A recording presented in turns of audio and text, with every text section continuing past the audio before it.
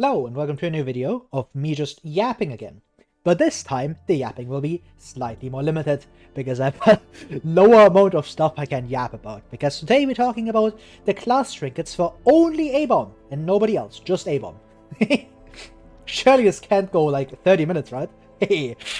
Well, but yeah, that's about the introduction. This is just a video, me just yapping about his class trinkets and how good I think they are. I'm gonna be putting them into a tier list because everybody loves tier lists and I can make free clickbait out of it. So yeah, let's get right into it. There's a couple of tiers. Let me just go over them really quickly. Auto-equip tier, stuff like that. Yeah, you have this in your inventory. Pretty much every time you bring the hero, this is gonna be equipped, no matter what. Good tiers, just stuff that's like, yeah, it's good. Most likely 90% of the time you do want to equip this, but there are certain scenarios where like, yeah, you can swap this out. It's not like an auto-equip quite, but it is a very good trinket. Okay tier is just like, yep, it's an okay trinket. This usually falls off towards like the mid-game, late game, but early on, and maybe even like in the mid-game and you don't have like the better alternatives, you do want to use this. Niche is just like, yeah, there's like 1 or 2 times when you can get value out of these trinkets, but holy burp.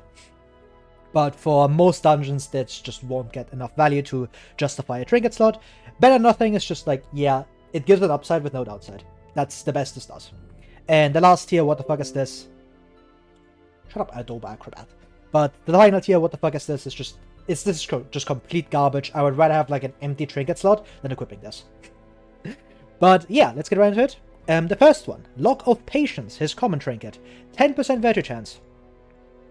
I don't think I have to explain this too much, but I will anyways, because I love yapping. 10% virtue chance is not meaningful. It's not a high amount. It's 10%. So you get like a 35% chance to virtue, which just isn't consistent enough to do anything with it. And pair that with like A-bomb being really good at healing off his own stress while stalling, because you have Absolution, which is just a ridiculous stress heal. You really won't be afflicting with him too much. There are certain scenarios where you can maybe afflict with him, where like you stay in beast form too long, you don't get to like your access to your stress healing, you like keep taking stress every turn because you are in beast form. Then maybe you start afflicting, and then the virtue chance can be kind of useful, because if you don't know, if you afflict while you are in beast form, you transfer back into human form, essentially like completely turning off the beast form for the rest of the fight, which, depending on the fight, can be either completely meaningless or actually like quite bad. So virtue chance can help you with that, but I would just rather bring something to like deal with the fight quicker. Just bring more offense. Because if you deal with the fight quicker, you don't care about like afflicting anymore, technically, right? Or you just don't afflict in the first place, because the fight's over. And you can transform back and start stress healing, right? Why would you bring this? And virtue chance in general is just not a great stat, and 10% of it is just way too low. It does give like no downside, so if you have nothing else, you can sometimes equip this. But at that point, like, you can just kind of sell it and get like more money from it, which tends to be more valuable. But hey, maybe you just don't want money for some reason. You just ran like Anti-Crane for like 50 weeks. Maybe. And you have like no trinkets for some reason. If like Shrieker just appeared and like took your entire inventory for some reason. But yeah. Moving on. Padlock of Transference. His uncommon. 20% stun and 20% blight skill chance. I don't think this should come as a big surprise. 20% stun chance with no downside is a really good trinket already, and getting a nice secondary upside of like 20% blight chance on top of that is really good. And because you don't really want to transform every single fight, because the stress does like start to build up on your team, and if you just want to transform every fight, you could just bring someone else that like deals damage better than A-bomb. So this tends to get quite a lot of value, because you usually want to bring A-bomb as like the, oh yeah, you stun every turn, and you like get some blight, you just don't die, compared to like the other like 1 to 3 stunners, and then you have like your big damage burst in your pocket, right? Like that's usually like the role A-bomb fills, and this helps with that quite a bit. Getting that extra 20% stun chance for no downside is just ridiculous. Like, most other heroes have to work really hard to get like 20% stun chance. You have like heroes like Vestal who need like 2 trinket slots to get 35%. You have like the ridiculous ones like Demon's Cauldron and Blasphemous Fire, of course, but both of those have like some downside attached to them. But this just doesn't, because... So, yeah, it's obviously really good, especially when paired with like another trinket that will come up shortly. This just takes A-bomb stun to like really good heights and just gives him like a lot of consistency with his 2 most used skills usually. So definitely this is the good tier.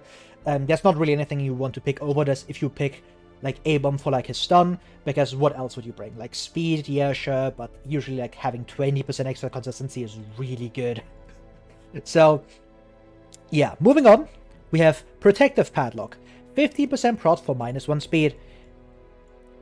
Don't use this. The 15% prot on A-bomb just doesn't matter that much, because A-bomb has really good defensive stats.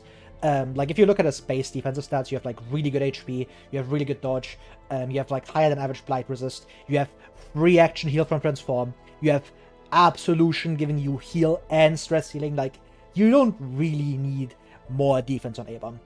What you do need is speed, because you are stunning.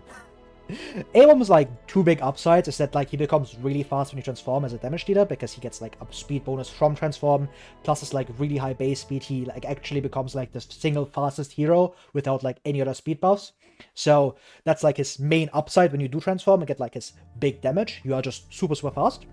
And this just kind of cuts into that, and same with like the stuns. You just want to be fast. You want to like abuse your high speed to like outspeed enemies, stun them before they can act, and this just like doesn't help you that much. And the defensive upside just doesn't matter, because it's still A-bomb. He has so many good defenses. Like if A-bomb starts dying, you should probably press the retreat for like multiple turns. So this just ends up being like usually just a pure downside, because the minus speed is just a bit too punishing to take, in my opinion. Now, his rare trinket, Lock of Fury. 10% damage, 3 speed, you use 10% max HP. This thing's just... I kind of want to put it into good, but it's difficult. Like, you could go either way. I think it's just kind of like... I hate this so much. It's probably in the good tier, to be honest. Like, the thing with this trinket is that, like, it doesn't get as much use as the Padlock of Transference. I'm gonna move it down to okay. It's really good. Like, the 10% damage and 3 speed is just a really good upside. Is it as good as 20% stun chance? Probably not. Because A-bomb is already really fast baseline, you can like access speed a lot easier from like quirks and stuff than stun chance. So I would usually prefer the extra stun chance, because you just have like a speed quirk, you kind of get this upside as well. And the 3 speed is like the main upside this thing offers. So 10% damage is not that meaningful unless you transform. Like, this usually won't do that much for your manacles or your beast spile. And the 10% max HP is just not a downside you care about, because again, as I already talked about with Protective Padlock, you just have really good base defenses anyways, so you don't really care about losing a bit of defense for like a huge offensive upside. The reason why I was thinking about putting it up here is that, like, in certain scenarios where, like, you know that, yeah, I'm gonna be transforming, or I'm more likely to transform, then this becomes slightly better. Because, for example, Hack. Hack is, like, a really good example where, like, I would drop Padlock Transference, and I would instead run Lock of Fury next to a trinket we'll be getting to in a second. Because this just helps you a lot more during the Hack fight, giving it an extra bit of offense, giving it higher base speed so you can outspeed Hack to transform, to deal a big damage before Hack can pot anyone. Just in case like A-bomb gets targeted for the pot, and then you kind of like lose all your damage, which can be really bad. But Lock of Fury helps you prevent that, and just get off like a really big attacks really quickly. The minus max HP doesn't matter for Hack, because she always goes off your like percentage based HP with her pot, and she herself just deals like no damage. So for Hack, this thing is like easily better than Transference. However, in most cases, Transference just kind of edges it out, because 20% stun chance is just a much better stat than 3 speed, 10% damage, in my opinion. Just because of how much easier it is to access speed. Just look at his like cam skill, where like he just gets 4 speed for 3 points. Kind of proving my point there. Just, it's much easier to get speed than stun chance, but you could definitely make an argument for it to move up here. It will be a cut below Transference, but these two are kind of like the battle for the second slot. Now, moving on. His very rare trinket, Restraining Padlock. You deal less stress damage to your party when you transform, and you take less stress when you are transformed in beast form. This thing isn't good. The reasoning is mainly because, like, this doesn't help you. Like, this doesn't do anything. Like, if you bring Restraining Padlock, it isn't good enough to the point where, like, you can just transform every single fight and just be like, yeah, I barely take any stress, because minus 40% to minus 8, you still take, like, 6 stress, and you heal 2 stress, which, when you transform back, so you only take, like, 4 stress on everybody. But if you transform every single fight, you have, like, plus stress on your entire party. If you have, like, some other, like, plus stress trinkets equipped, which is very common, because a lot of the time that downside just doesn't matter. you still want someone who can heal stress, right? And if you don't transform every single fight, this thing is just a dead trinket slot. Like, if you don't transform in a fight, this trinket might as well not be there. This is doing nothing. So, unless you transform every single fight, this trinket could as well just not be there. And if you go to the entire dungeon, transforming 0 times, this trinket had 0 impact. And that's kind of the issue with it. Like, unless you plan specifically that, like, oh yeah, I want to transform every single fight, you just don't care about this.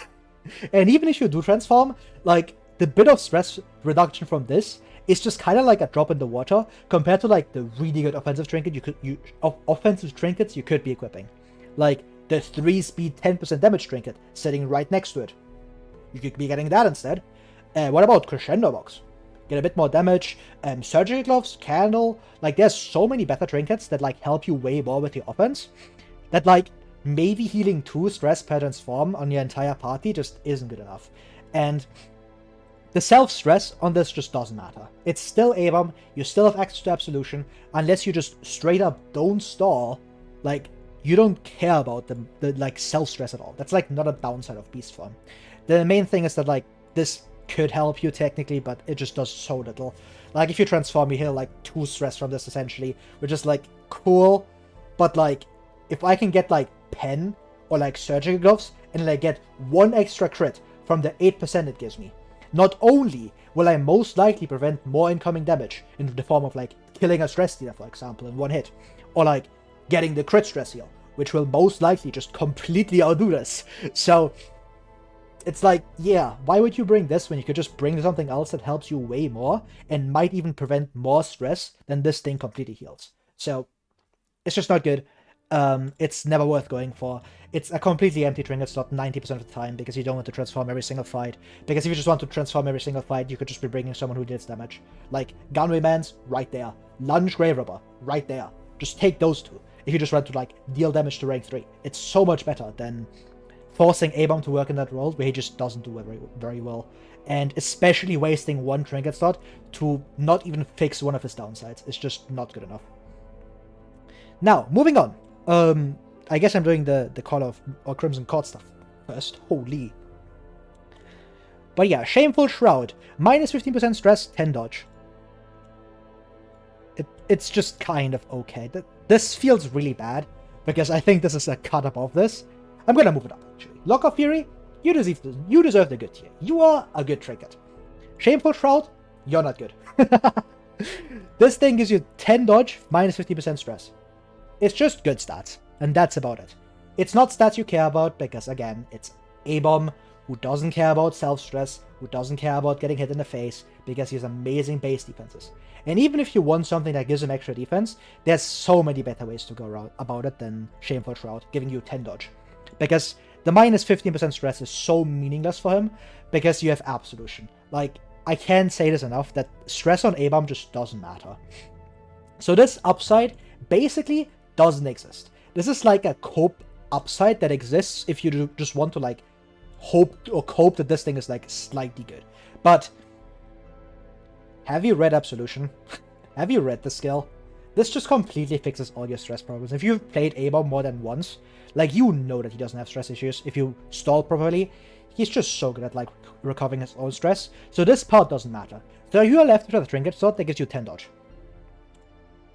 You know what else gives you 10 dodge? Or even more than that. Ancestor's Code, or you could be getting Feather Crystal, plus 2 speed, Camo Cloak, plus 5 dodge for minus 20% stun resist. Like, there's just much better options than this if you want to go for something defensive, because you can also help your offenses and your stun, while also getting kind of like a similar upside, right?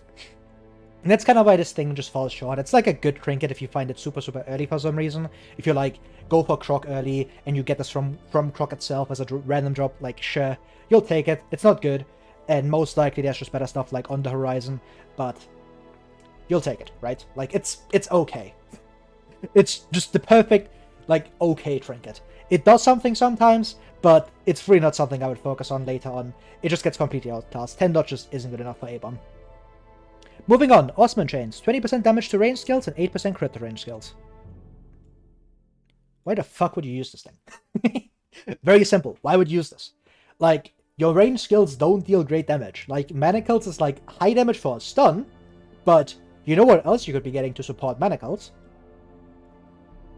You know? So Osman Chain just feels like, yeah, the damage doesn't matter. The 8 crit is nice, but like, is it better than 20% flat chance every single time? Instead of getting 20% 8% of the time? It really isn't. And that's kind of like where this thing just falls flat. It just doesn't do enough.